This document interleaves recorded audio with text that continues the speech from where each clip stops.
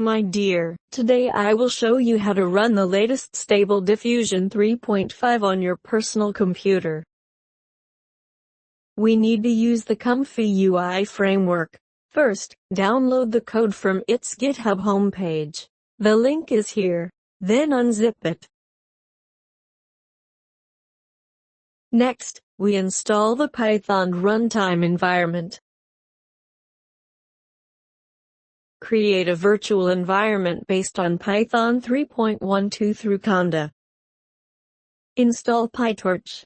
Apple users, please note that you must choose the preview version. Install the libraries required by ComfyUI.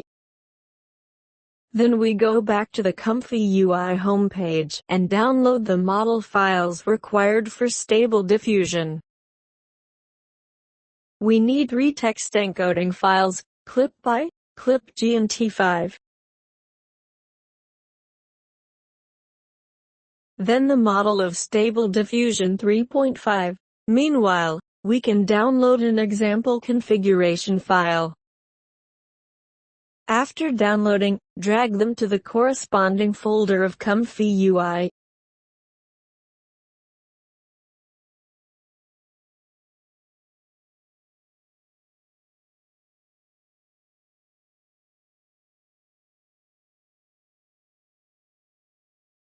Start the program.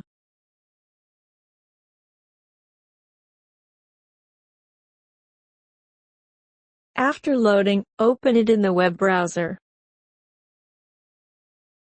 Ignore the error prompt and drag the previously downloaded configuration file to the web page. Make some simple changes. Make the generated image smaller so that it runs faster. Also reduce the number of steps.